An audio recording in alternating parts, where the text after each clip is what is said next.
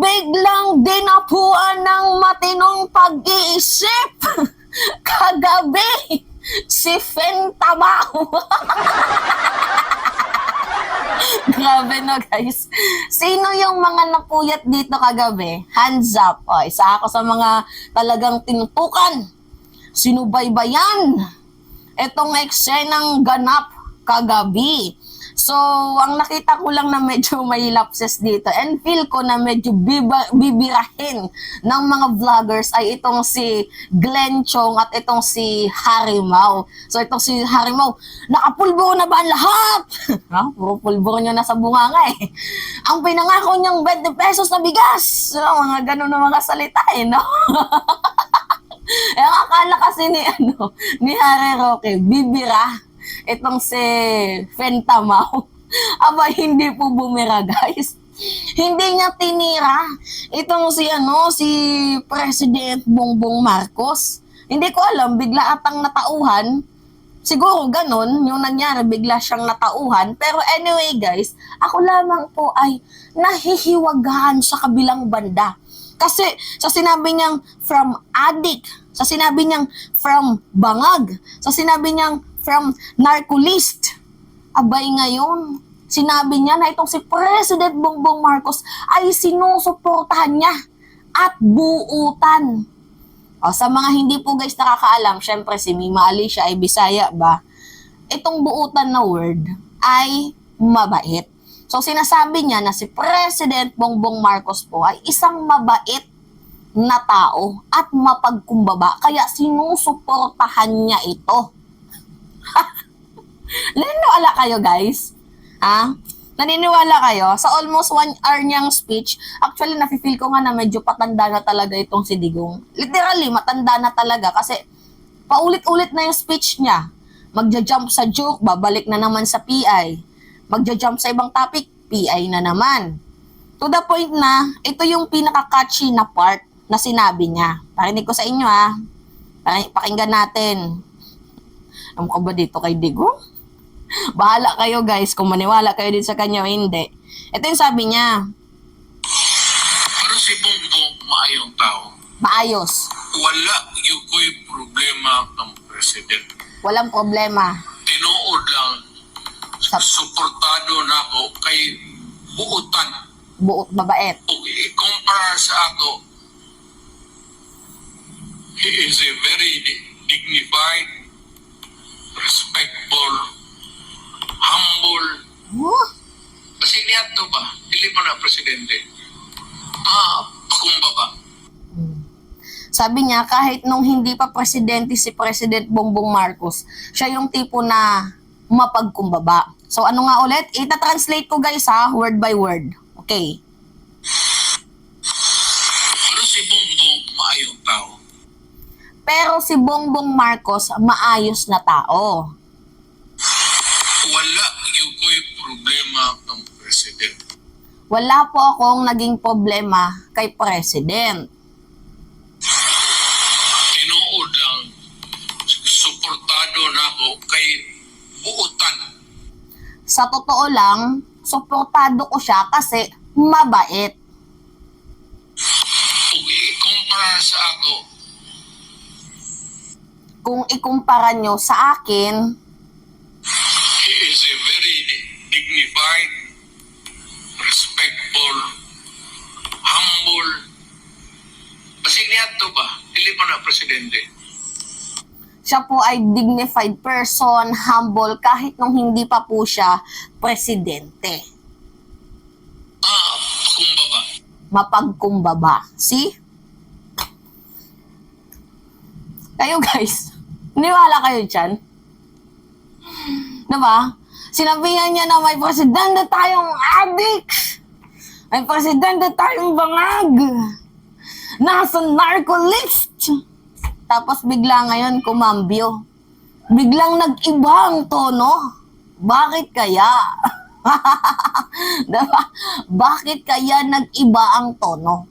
I feel guys na madami ng mga mamamayang Pilipino kasi ang nagising, ang namulat na former president ka, Tapos ganyan yung sasabihin mo sa current administration.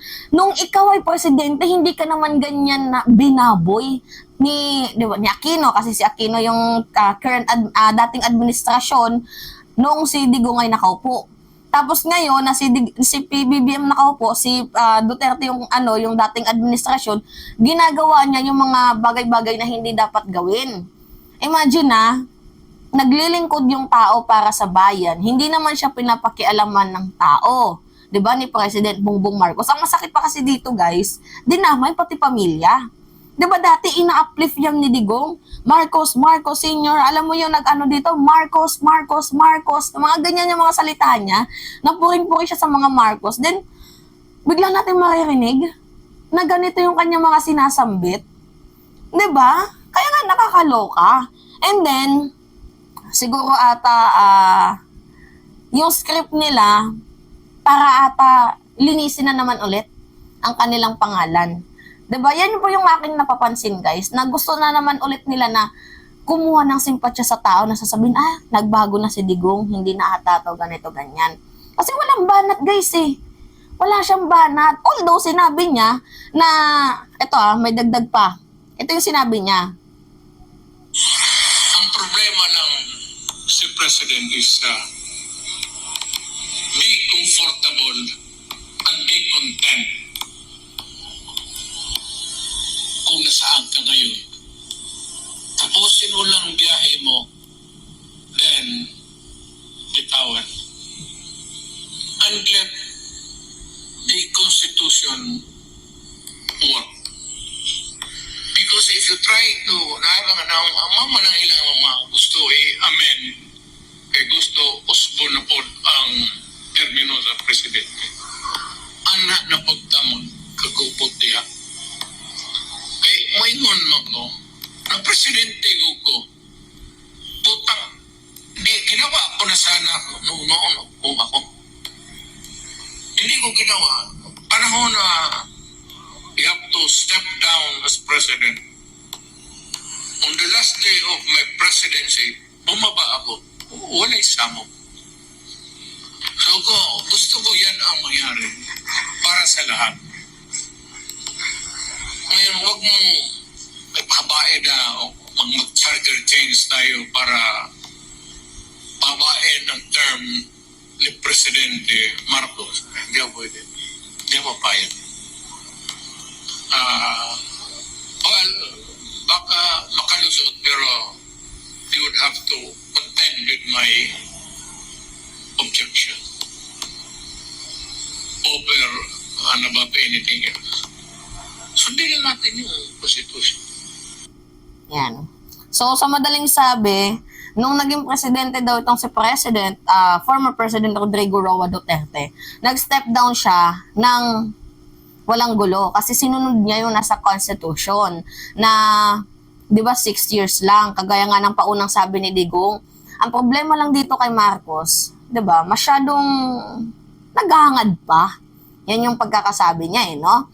Na ang gusto ko lang naman sanang mangyari ay matapos yung 6 na taon mo, tapos tapusin mo yung biyahe mo, tapos bumaba ka na. Hindi yung naghahangad ka pa ng forever in power. Ganun po yung yung gustong